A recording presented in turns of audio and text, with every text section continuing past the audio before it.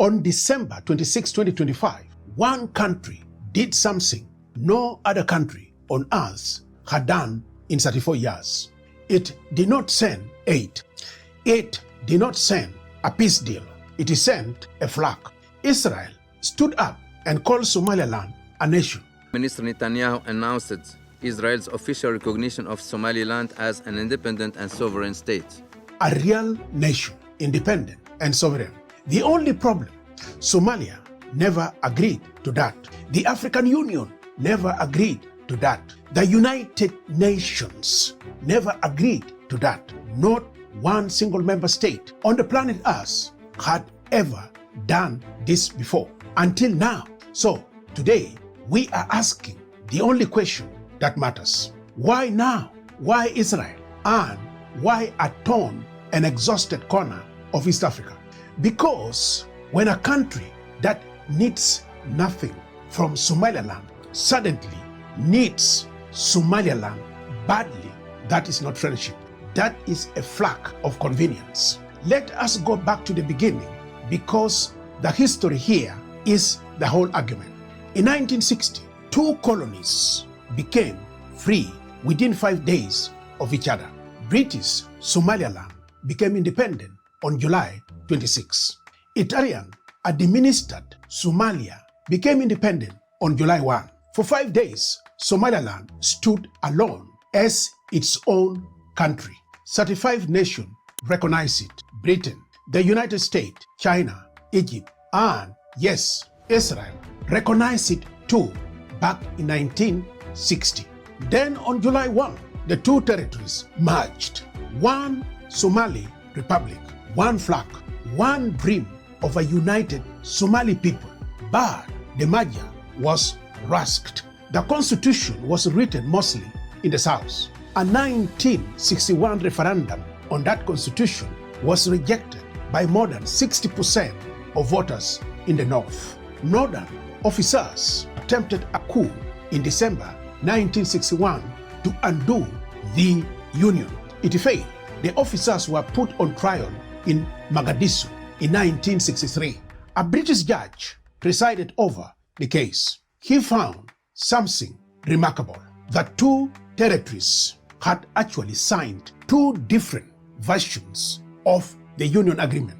A single agreed text never truly existed. The judge ruled there was no case because the soldiers had never sworn loyalty to a properly formed Somali Republic in the first place. That ruling mattered for decades. When Somaliland later argued that its independence was restored in 1991, not invented, this 1963 case became part of the legal foundation for that claim.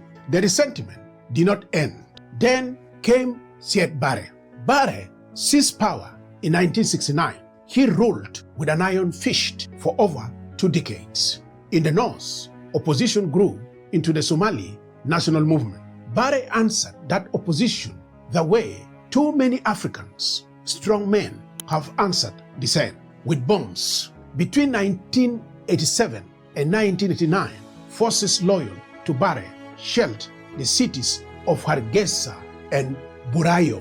Estimates say 200,000 civilians were killed, 500 were displaced. This is remembered today as the Isaaq genocide. Whole neighborhoods of Hargeisa were flattened. Survivors still describe walking past bodies in the street for weeks. In 1990, one country stood up at the United Nations and said this killing must be stopped. That country was Israel. Remember that detail. We will come back to it. When the Barre government finally collapsed in 1991, the Somali National Movement and the Northern Clan elders met in the town of Burayo. They made a decision. The union was over. They declared the Republic of Somaliland. Their argument was simple. This was not secession. This was the end of a union that was never properly built in the first place. For more than 3 decades, Somaliland has run itself, its own currency, its own parliament, its own election, including peaceful transfer of power in 2003, 2010, and 2017. But not one country recognized it as an independent. Not Britain, not the United States, not the African Union, until December 2025. Here is what international law actually says about a moment like this. A territory becomes a recognized sovereign state when the international community agrees that it is one. Somaliland has the institution, it has elections, it has the borders. What it does not have is the recognition. And under the United Nations Charter, under the founding principle of the African Union, the territorial integrity of existing states is sacred. This is the rule that protects every African nation drawn by colonial map makers with a ruler and a pen. If the borders of Somaliland can be redrawn by outside recognition alone, then so can the borders of Nigeria, so can the borders of Kenya, so can the borders of the Democratic Republic of Congo. This is why the African Union has one of the strictest positions in the entire world on this exact question. Colonial borders stay, sovereignty stays, because the moment outside powers get to decide which African lines are real and which one are not, Africa stopped drawing its own map. So when Israel announced its recognition on December 26, this was not just a diplomatic gesture, it was a direct challenge to a principle that Africa has defended since 1960s. On December 26, 2025, Israeli Prime Minister Benjamin Netanyahu announced it himself. Now, as we speak, Israel's official recognition of Somaliland. Israel would become the first country in the world to formally recognize Somaliland as an independent and sovereign state. In Hargeisa, the capital of Somaliland, thousands gathered in the street to celebrate. The Somaliland president called it the start of a strategic partnership. But in Mogadishu, the reaction was very different. The government of Somalia called the move an attack on its sovereignty and unlawful action. President Hassan Sheikh Mohamud went further, calling it illegal aggression. Within days, the United Nations Security Council held an emergency session. Country after country stood up to condemn the decision. South Africa said, I quote, Somaliland is an integral part of Somalia. The African Union observer rejected the move outright. The Arab League said Israel was using this as a pretext for an illegal presence on Somali soil.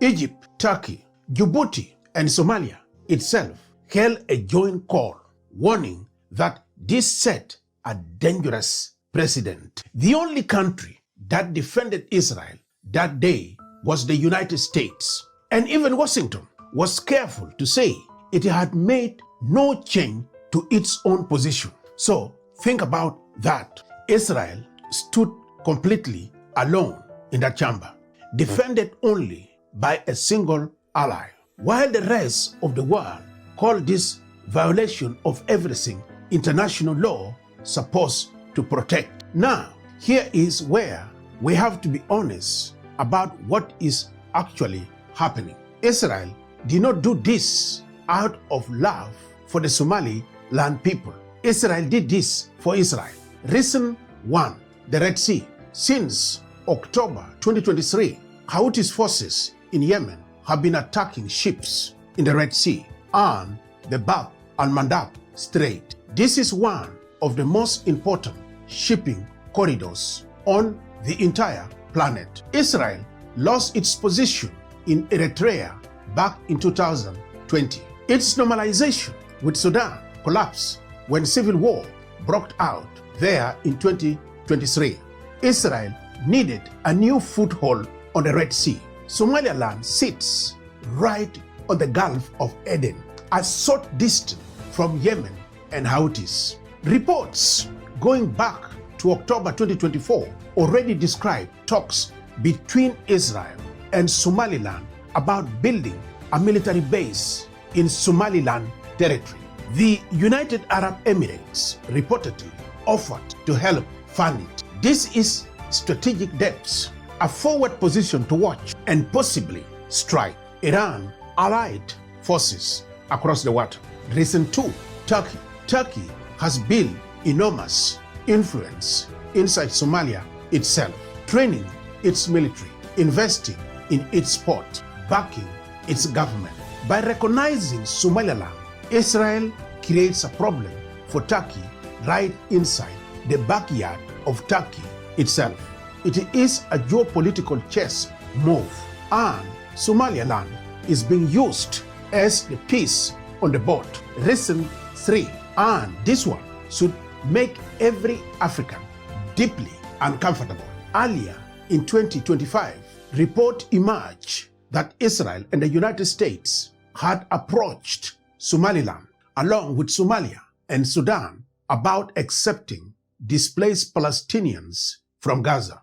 Read that again. While Gaza was being destroyed, the same governments responsible were looking at East Africa as a dumping ground for the people they had displaced. The foreign minister of Somaliland had to publicly say they were not going to speculate on matters not yet discussed. That is diplomatic language for we see what you are doing. So, 3 reasons: a military foothold against the Houthis, a pressure point against Turkey, and a potential release valve for a refugee crisis Israel itself created in Gaza. None of these 3 reasons have anything to do with justice for the people of Somaliland. This is not new. This is a pattern we have covered here before on this channel. Patrice Lumumba trusted outside powers who claim to support independence for Congo. Those same powers helped remove him and install Mobutu when Mobutu became more useful. Thomas Sankara built a government of dignity and self-reliance in Burkina Faso. Outside powers preferred Compaoré. Sankara was killed. Compaoré ruled for decades. The lessons across all of these stories is the same. Outside power do not care about Africans' self-determination. They care about which version of Africa serve their interest this decade. The people of Somaliland have a real grievance. The Isaaq genocide was real. The failed union was real. 3 decades of running their own affairs peacefully is a real achievement that deserves serious engagement. But that engagement should come from Africa itself through African Union mechanisms, through honest negotiation with Mogadishu, not from a foreign power thousands of miles away using the wound of Somaliland as leverage for its own war in the Red Sea. A flag of convenience is a really maritime term. It means a ship registers in a country not because it has any real connection to that country, but because the flag is convenient, cheaper, less accountability. Israel did not recognize Somaliland because Somaliland earned recognition on its own term. Israel recognized Somaliland because Somaliland was a convenient flag to plant in a contested sea. Here is the danger for the rest of the continent. Somalia is not one simple block. It is a federal system with several member states, and some of those states are already pulling away. Portland and Jubaland have both withdrawn from parts of the federal system amid election disputes. A region called Seoul became the center of violent conflict between 2022 and 2023 as local forces rejected Hargeisa rule and formed their own administration. Somalia is already fragile. in more places than one. So, when the Interior Minister of Portland reacted to the news by saying patience pays off, read between those lines. Other regions inside Somalia, inside other African states, are watching this very closely. If recognition can be bought with the strategic value in the state of earned through legitimate process, then every fragile border on this continent becomes a transaction waiting for the right buyer.